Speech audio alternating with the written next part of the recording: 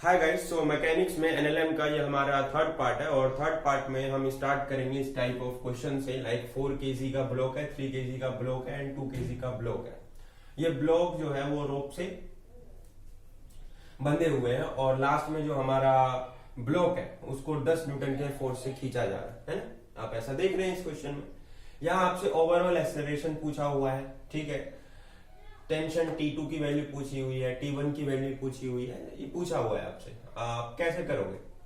तो देखो, अगर आप ध्यान से देखो, अगर ये 2 केजी का ब्लॉक जिस एक्सेलरेशन से मूव करेगा तो आगे की तरफ जाएगा, तो ये 3 केजी का ब्लॉक भी उसी एक्सेलरेशन से जाएगा। और जब ये 3 केजी का ब्लॉक उस एक्सेलरेशन से आगे जाएगा तो सेम एज 4 केजी भी आगे उसी एक्सेलरेशन से जाएगा। तो आप इसे एक सिस्टम कंसिडर कर सकते हो। अगर आप इसे एक सिस्टम कंसिडर करोगे तो सिस्टम कंसिडर करने में जो हमारा एक्सेलरेशन निकलता है, लाइक 2 केजी के पास भी सेम एक्सेलरेशन होगा, 3 केजी के पास भी सेम एक्सेलरेशन होगा एंड 4 केजी के पास भी सेम एक्सेलरेशन होगा। और जब सेम एक्सेलरेशन है तो हम इसे एक सिस्टम कंसिडर कर सकते हैं और एक्सेलरेशन ऑफ द सिस्टम ऐसे निकल सकता है लाइक एफ नेट अपॉन में total mass is m1 plus m2 plus m3। Okay, so overall the net forces is 10 and overall masses is 4 3 7 दोनों like 1 point something acceleration आ जाएगा। तो मैं directly ये लग देता हूँ। तो एक्सेलरेशन आ गया 10/9 मीटर पर सेकेंड स्क्वायर। तो हर किसी का एक्सेलरेशन 10/9 मीटर पर सेकेंड स्क्वायर होगा। नाउ अब आगे देखो, आगे क्या क्वेश्चन आ रखा है। आगे क्वेश्चन आ रखा है हमें T2 T1 निकालना है। So let's see FBD of the 3 KG. अगर आप एफबीडी ऑफ 3 केजी देखो ध्यान से, तो 3 केजी में इधर की साइड लग रहा है T1 और इधर की साइड लग रहा है T2। ठीक है, इधर की साइड लग रहा है T1, इधर की साइड लग रहा है T2। We know that the block is moving forward direction, so the tension T1 is greater than T2, so that's why T1 minus T2. So this is the net force which is responsible for the movement of 3 kg block is equals to mass into acceleration. So mass is 3 into acceleration. Acceleration आपको कोई नहीं, ये लिख दो या जी लिख दो। Okay, ये मान लिया हमने एक्सेलरेशन। ये इक्वेशन 1 कंसिडर कर सकते हो। Now look at the block 4 KG. अगर आप 4 केजी ब्लॉक को देखो, सो फॉर 4 केजी ब्लॉक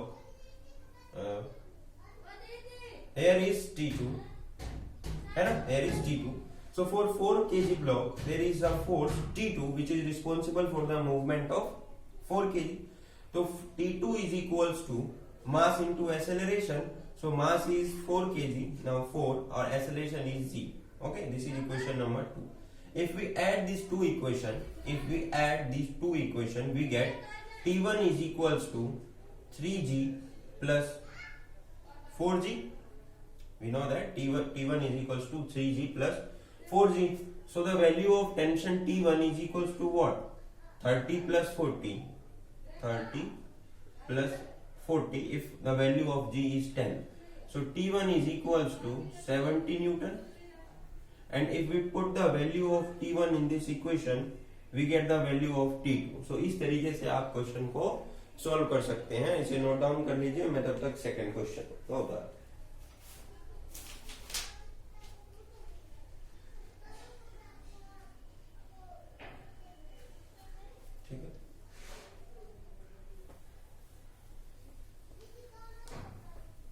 या आपने अगर एक्सेलरेशन निकाल लिया है, जैसे यहाँ पर मैंने जी लिखा है, सो यहाँ पर अगर आपके पास एक्सेलरेशन की वैल्यू पता है तो आप डायरेक्टली पुट करके भी वैल्यू निकाल सकते हो, उसमें कोई बड़ी बात नहीं। वो मैंने जी करके कंसिडर किया है। आपके पास अगर एक्सेलरेशन निकला हुआ तो आप डायरेक्टली 10/9 पुट करके T2 की वैल्यू निकाल सकते हो। यहाँ से आपके पास T2 की वैल्यू आ गई है, तो T1 minus T2 is equals to 3 into acceleration is 10/9 and you know that the value of T2 is T1 minus 4 into 10/9। आप इसको इधर लेके जाओगे तो T1 हो जाएगा 4 into 10, so 40/9 plus 30/9 एग्जैक्टली। वहां पे G कंसिडर किया था मैंने, तो आप वहां पे डायरेक्टली ये वैल्यू पुट कर देते तो भी आंसर सेम ही निकलता, लाइक 4 into G3। तो सेम ही चीज होता, कुछ अलग नहीं होता। आप इसे सॉल्व कर सकते थे ऐसे, तो इसमें कोई बड़ी बात नहीं, मैंने जी करके कंसिडर किया था। So all things are same. Now look at the another type of question. Another type of question is for inclined plane, like this is the inclined plane, here one box and here is 2 kg block, like this is 2 kg block and this is 4 kg block and the angle is 30 degree, है ना। अब एक बात सोचो, एक लड़का है, वो यहां से अपने सर के ऊपर एक बैग लेकर के जंप कर रहा है, ठीक है। वो एक लड़का है जो अपने सर के ऊपर एक बैग लेकर के जंप कर रहा है। अब लड़के की जो जी होगी, एक्सेलरेशन ड्यू टू ग्रेविटी, ठीक है, क्या वही एक्सेलरेशन ड्यू टू ग्रेविटी इस बैग की भी होगी? एग्जैक्टली वही होगी, क्योंकि ये लड़का उस बैग के ऊपर कोई फोर्स नहीं लगा रहा होगा, दोनों सेम एक्सेलरेशन से मूव कर रहे होंगे, same as in 4 kg and 2 kg block, दोनों का सेम एक्सेलरेशन होगा, एक्सेलरेशन अलग नहीं होगा। बाकी अब चीजें आप समझ चुके हैं, लाइक 2 kg का अगर मैं बनाऊंगा तो यहाँ पे हमारा mg cos थीटा आ जाएगा, mg sin थीटा आ जाएगा, थीटा की वैल्यू आपके पास 30 डिग्री है। अगर आप 2 kg को देखोगे, 4 kg वाले ब्लॉक को देखोगे, आपके पास एक नॉर्मल रिएक्शन भी लग रहा होगा, ये इस पे लगाएगा और ये इस पे लगाएगा, तो बस आपको वो ध्यान में रखना है, नॉर्मल रिएक्शन, ठीक है ना, कि भाई 4 kg 2 पे लगा रहा है और 2 kg 4 पे भी एक नॉर्मल फोर्स लगा रहा है, ठीक है ना। और इस तरीके से आप क्वेश्चन सॉल्व कर सकते हो, और ऊपर की तरफ हमारा नॉर्मल लग रहा है, तो नॉर्मल तो आप डायरेक्टली निकाल सकते हो, उसमें कोई प्रॉब्लम नहीं, ठीक है ना। इस तरीके से आप एफबीडी बना करके सॉल्व कर सकते हो, उतना डीपली नहीं जा रहे, मे बी कि आप इन सब क्वेश्चन की खुद से प्रैक्टिस करोगे तो ज्यादा बेटर रहेगा। हाँ, पेपर में मैंने देखा है कि ऐसे क्वेश्चंस नहीं आते, मैं इसीलिए करवा रहा हूँ ताकि आपका थोड़ा बहुत लेवल इंक्रीज हो जाए और आपको चीजें समझ में आए, ताकि दिक्कत ना हो, चाहे आप मैकेनिकल के हो, चाहे आप मैकेनिकल के किसी और डिपार्टमेंट में पढ़ो, इन फ्यूचर आपको किसी को पढ़ाना पड़े, चीजें आपके दिमाग में हो और क्वेश्चन आ जाए तो बेटर, ठीक है ना।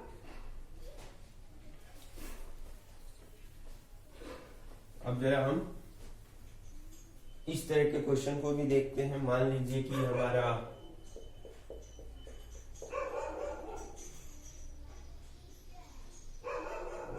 ये हमारा एक सिस्टम,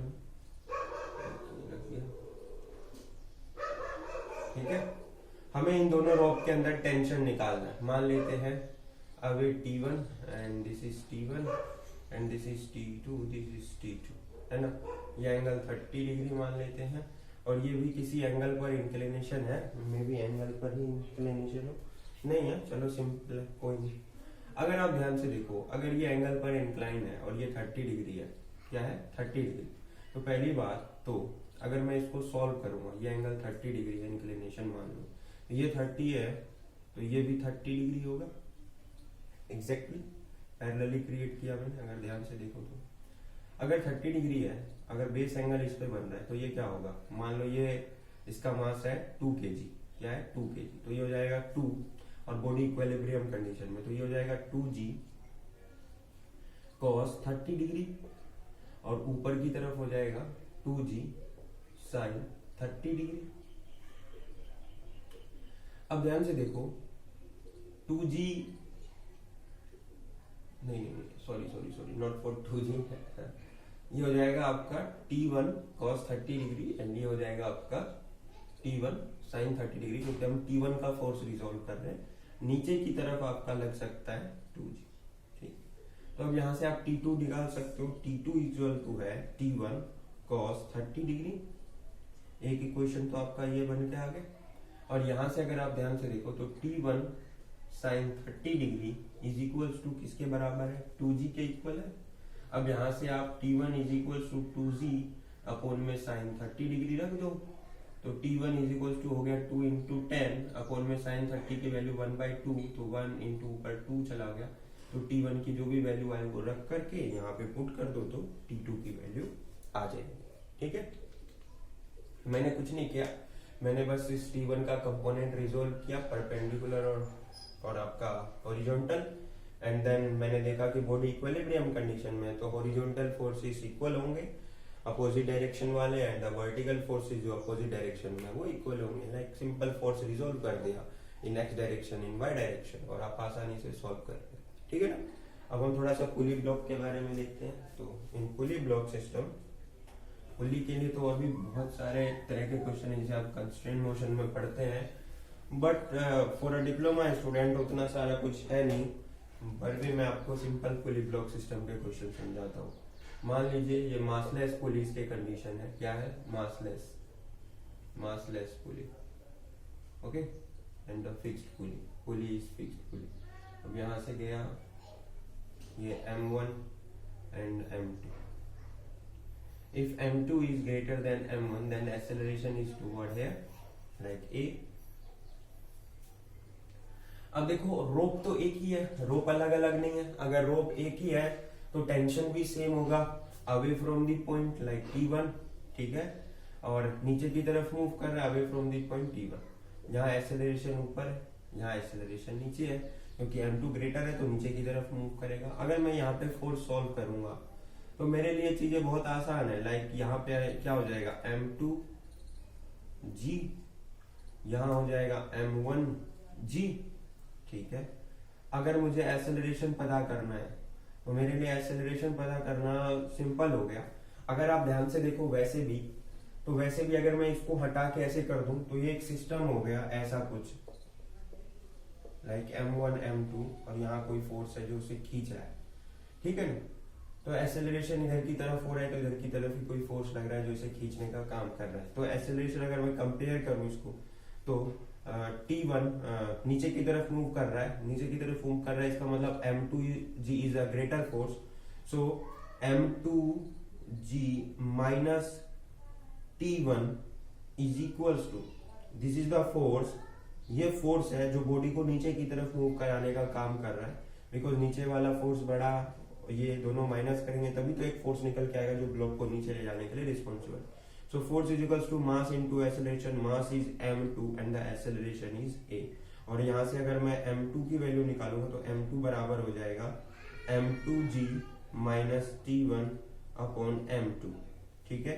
कई बुक में M2 को वेट के फॉर्म में लिखा मिल सकता है, तो आपको पता ही है मास और वेट में क्या डिफरेंस होता है। अगर मैं वेट निकालता हूँ तो वेट हो जाता है मास इंटू G, है ना, इसके बराबर होता है। अगर मुझे मास निकालना होगा तो क्या लिखूंगा W/G। तो आपके नोटबुक में वेट के फॉर्मेट में दे रखा होगा तो आप ऐसे कर सकते हैं या तो ऐसे कर सकते हैं, ठीक है ना, कोई बड़ी बात नहीं है। तो यहाँ से मेरे पास एक्सेलरेशन की वैल्यू आ गई, नॉट M2, एक्सेलरेशन की वैल्यू आ गई M2G minus T1 upon M2, ठीक है ना। एंड यहाँ से आप सॉल्व कर सकते हैं, ठीक है। और अगर आपको T1 की वैल्यू निकालनी है, टेंशन T1, तो tension T1 is equals to हो जाएगा हमारे पास M2G minus M2A, T1 is equals to M2 common निकाल लिया, G माइनस A आ गया, T1 इज इक्वल्स टू, अगर मुझे इसे वेट के फॉर्मेट में लिखना होगा तो WT/G, G माइनस A, ठीक है ना, G माइनस A। तो ये आपका कोई बड़ा बात यानी पुली ब्लॉक सिस्टम में। अब आपको पुली ब्लॉक सिस्टम का क्वेश्चन भी समझ में आ गया कि आपको कैसे डेरिवेशन वगैरह में करनी होती है। बाकी अब बचा है हमारा लिफ्ट का देखते हैं, ठीक है। तो वैसे तो लिफ्ट के बहुत सारे केसेस हैं, ठीक है ना, बहुत सारे केसेस हैं। दो केस है, एक सूडो फोर्स का केस भी है, लेकिन सूडो फोर्स अभी आप लोगों को मैंने एक्सप्लेन किया नहीं है, ठीक है ना। तो अभी उस पर हम जाएंगे भी नहीं, हम ग्राउंड फ्रेम से चीजें देखेंगे। मान लो कोई लड़का ग्राउंड पे है, ठीक है ना, अब वो ग्राउंड से इसको विजुअलाइज कर रहा है। तो लिफ्ट के वैसे दो केसेस होते हैं, एक जब ऊपर की तरफ जाते हैं तो हमें भारी लगता है और नीचे जब हल्का लगता है। वो केसेस जब मैं आपको एक सेपरेट वीडियो के थ्रू बताऊंगा और उसमें सूडो फोर्स एक्सप्लेन करूंगा तब समझाऊंगा। वैसे अभी आप देखिए लिफ्ट का केस है क्या। तो लिफ्ट का केस में समझो कि नीचे की तरफ mg लग रहा है, अगर लिफ्ट ऊपर मूव कर रहा है तो एक्सेलरेशन A ऊपर की तरफ होगा, टेंशन ऊपर की तरफ लग रहा है, ठीक है। अब ध्यान से देखो, अगर एक्सेलरेशन ऊपर की तरफ है तो ऊपर वाला फोर्स बड़ा होगा। ऊपर वाला फोर्स मतलब T minus mg is equals to, force is equals to mass into acceleration यानी ma, then tension T is equals to हो गया mg plus ma, then T is equals to m common निकाल लिया, then g plus a। तो जब हमारा lift ऊपर की तरफ मूव कर रहा होगा तो टेंशन क्या होगा, T is equals to m bracket close g plus a। ये तो ऊपर की तरफ हो गया। सेम पुली ब्लॉक में जो मैंने आपको पढ़ाया है वही है और कुछ भी नहीं है। अब मान लो मैं ग्राउंड फ्रेम से देख रहा हूँ, ग्राउंड फ्रेम से अगर देखूंगा और लिफ्ट हमारा डाउनवर्ड डायरेक्शन में मूव कर रहा है, मतलब acceleration is toward downward. Now let's see, नीचे की तरफ mg लग रहा होगा, ऊपर की तरफ टेंशन T लग रहा होगा, क्योंकि मास m, ओवरऑल मास m हो गया। नाउ अब एक्सेलरेशन नीचे है, मतलब नीचे वाला फोर्स बड़ा होगा, नीचे वाला फोर्स बड़ा है तो mg minus tension is equals to mass into acceleration, यानी this force is responsible for the movement of the acceleration toward downward. तो ये हमारा फोर्स निकल के आ गया, ये क्या है फोर्स, जो मैं बार बार बताना चाहता हूँ। तो फोर्स इज इक्वल्स टू क्या होता है, मास इनटू एक्सेलरेशन। मास लिफ्ट का है m और एक्सेलरेशन a। अब हमें यही टेंशन निकालना हो गया, जब लिफ्ट नीचे की तरफ मूव करेगा तो क्या हो जाएगा, टेंशन हो जाएगा mg माइनस ma। तो T is equals to m g plus g minus ठीक है। तो जब डाउनवर्ड में होता है तो माइनस लगा दीजिए और जब अपवर्ड में है तो प्लस लगा दीजिए। इस तरीके से आप टेंशन निकाल सकते हैं, आपका एक्सेलरेशन निकालना है तो आप एक्सेलरेशन निकाल सकते हैं, जो भी चीजें जिस हिसाब से आपको गिवन, ठीक है।